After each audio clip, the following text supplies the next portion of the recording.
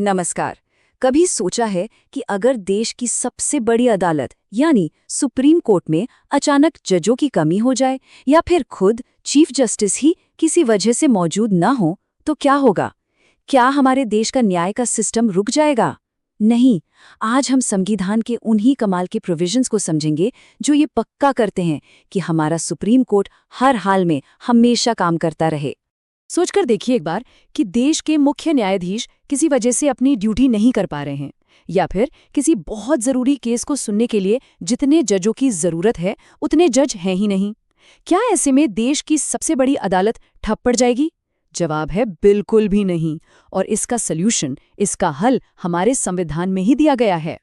दरअसल ये जो अनुच्छेद 126 से 130 है ना, ये सिर्फ नियम नहीं है, ये तो हमारे संविधान का एक तरह से प्लान बी है, एक बहुत ही सोची समझी आपातकालीन योजना, एक ऐसा सेफ्टी नेट जो ये पक्का करता है कि चाहे कुछ भी हो जाए, न्याय का पहिया हमेशा चलता रहेगा।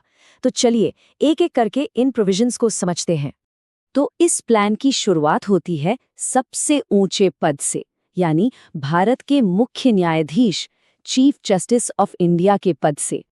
देखिए, आर्टिकल 126 सीधी सी बात कहता है, अगर चीफ जस्टिस का पद खाली हो जाए या मान लीजिए वो बीमार हैं, देश से बाहर है, मतलब किसी भी वजह से अपना काम नहीं कर पा रहे हैं, तो ऐसे में राष्ट्रपति सुप्रीम कोर्ट के ही किसी दूसरे जज को एक्टिंग चीफ जस्टिस यानी कार्यवाहक मुख्य न्यायाधीश बना सकते हैं। ये व्यवस्था इसलिए है ताकि लीडरशिप में कोई गैप ना आए और कोर्ट का काम बिना किसी रुकावट के चलता रहे। ठीक है, तो चीफ जस्टिस का तो इंतजाम हो गया, लेकिन एक और बड़ा सवाल है, क्या हो अगर किसी केस को सुनने के लिए जज ही कम पड़ जाए? हमारा संविधान इस प्रॉब्लम को कैसे सॉल्व करता है, चलिए देखते हैं।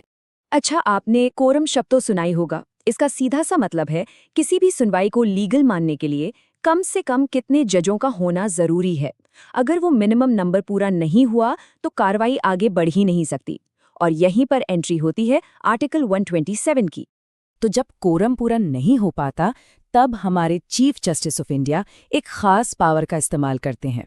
वो सबसे पहले प्रेसिडेंट से सहमति लेते हैं, फिर जिस हाई कोर्ट से जज को बुलाना है वहाँ के चीफ जस्टिस से सलाह करते हैं, और फिर उस हाई कोर्ट के किसी ऐसे जज को जो सुप्रीम कोर्ट का जज बनने के लिए क्वालिफाइड हो, एक चिट्ठी लिखकर रिक्वेस्ट करते हैं कि आप कुछ समय के लिए सुप्रीम कोर्ट में एडहॉक जज बनकर आ जाइए। और हाँ, ये बात बहुत इंपॉर्टेंट है, जब तक वो जज एडहॉक जज के तौर पर काम करते हैं ना, तब उनके पास सुप्रीम कोर्ट के एक परमानेंट जज वाली सारी की सारी पावर्स, सारे अधिकार, सब कुछ होता है। मतलब वो पूरी तरह से एक सुप्रीम कोर्ट जज की हैसियत से ही काम करते हैं। अच्छा, एक और सिचुएशन सोचिए। मान लीजिए कोरम तो पूरा है, जज तो हैं, लेकिन केसेस का पहाड़ लगा हुआ है। काम का बोझ इतना ज्यादा है कि उसे निपटाने के लिए और जजों की जरूरत है। अब क्या करें? इसके लिए भी संविधान में एक अलग रास्ता है। इसके लिए है आर्टिकल 128। ये चीफ जस्टिस को ये शक्ति देता है कि वो प्रेसिडेंट की सहमति से सुप्रीम कोर्ट या हाई कोर्ट के किसी अनुभवी रिटायर्ड जज से अनुरोध कर सकते हैं कि वो वापस आकर कुछ समय के लिए काम करें। हाँ, इसके लिए उस रिटायर्ड जज की रजामंदी भी जरूरी है। काम करते वक्त उन्हें सभी शक्तियां तो मिलती हैं, लेकिन उन्हें कोर्ट का फुल टाइम जज नहीं माना जाता, और उनको जो अलाउंसेस मिलते हैं वो प्रेसिडेंट तय करते हैं। अब ये स्लाइड खास तौर पर जो लोग एग्जाम्स की तैयारी कर रहे हैं उनके लिए ये बहुत बहुत जरूरी है। एडहॉक जज और रिटायर्ड जज में फर्क क्या है, चलिए फटाफट देखते हैं। एडहॉक जज यानी आर्टिकल 127 तब आते हैं जब कोरम की कमी हो, और ये एक सिटिंग हाईकोर्ट जज होते हैं। दूसरी तरफ रिटायर्ड जज यानी आर्टिकल 128 तब बुलाए जाते हैं जब काम का बोझ यानी बैकलॉग ज्यादा हो, और ये एक रिटायर्ड जज होते हैं। ये बेसिक फर्क याद रखना बहुत जरूरी है। तो ये तो हो गई जजों की संख्या की बात, लेकिन सुप्रीम कोर्ट की असली ताकत सिर्फ नंबरों में नहीं है, बल्कि उसके अपने अधिकार में है। चलिए अब समझते हैं आर्टिकल 129 को, जो इसे देश की सबसे पावरफुल अदालत बनाता है। तो आर्टिकल 129 कहता है कि सुप्रीम कोर्ट एक कोर्ट ऑफ रिकॉर्ड है। अब इसका मतलब क्या हुआ? इसका मतलब है कि इसकी हर कार्यवाही, हर फैसला हमेशा के लिए एक ऑफिशियल रिकॉर्ड बन जाता है, एक ऐसा पक्का सबूत जिसकी वैलिडिटी पर कोई सवाल नहीं उठा सकता। कोर्ट ऑफ रिकॉर्ड होने के दो सीधे सीधे मतलब निकलते हैं। पहला, इसके फैसले नज़ीर बन जाते हैं, जिसे हम लीगल लैंग्वेज में प्रेसिडेंट कहते हैं। मतलब देश की बाकी सभी अदालतों को उन फैसलों को मानना होता है। और दूसरा, और ये बहुत बड़ी पावर है। सुप्रीम कोर्ट को अपनी अवमानना मतलब कंटेम्प्ट ऑफ कोर्ट के लिए किसी को भी सजा देने का अधिकार है। ये शक्ति इसलिए जरूरी है ताकि कोर्ट की गरिमा और उसके फैसलों का सम्मान बना रहे। चलिए अब इस पूरी पहेली के आखिरी टुकड़े को जोड़ते हैं। मतलब सुप्रीम कोर्ट काम करेगा कहाँ से? उसका फिजिकल लोकेशन क्या होगा? तो आर्टिकल 130 साफ साफ कहता है the supreme court shell sit in Delhi, मतलब सुप्रीम कोर्ट दिल्ली में होगा।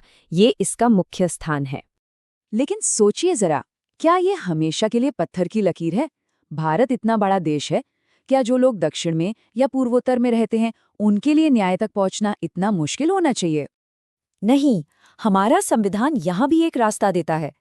आर्टिकल 130 में ही ये भी लिखा है कि भारत के चीफ जस्टिस अगर चाहें तो प्रेसिडेंट की मंजूरी लेकर दिल्ली के अलावा देश में कहीं और भी सुप्रीम कोर्ट की बेंच या बैठकें आयोजित कर सकते हैं। ये एक बहुत बड़ा प्रोविजन है जस्टिस को ज्यादा एक्सेसिबल बनाने के लिए। तो ये थे 5 बहुत ही महत्वपूर्ण आर्टिकल्स। चलिए अब एग्जाम के नजरिए से एक फटाफट वाला रिवीजन कर लेते हैं ताकि सब कुछ याद रहे। ये टेबल दिमाग में बिठा लीजिए। Article 126 acting chief justice, 127 ad hoc जजेस, क्यों? कोरम के लिए। 128 रिटायर्ड जजेस, क्यों? वर्कलोड के लिए। 129 कोर्ट ऑफ रिकॉर्ड, मतलब इसके फैसले प्रेसिडेंट हैं और इसे कंटेम्प्ट की पावर है। और आखिर में 130 seat of the supreme court, जो कि दिल्ली में है पर और जगह भी हो सकती है। बस इतना ही है। तो हमने क्या समझा? ये आर्टिकल्स 126 से 130 ये सिर्फ कानून की सूखी सूखी बातें नहीं हैं, ये असल में हमारे संविधान का एक सेफ्टी नेट है। एक ऐसा सिस्टम जो हमारी जुडिशरी को फ्लेक्सिबल बनाता है, मजबूत बनाता है और ये पक्का करता है कि न्याय का पहिया कभी भी किसी भी हालत में रुके नहीं।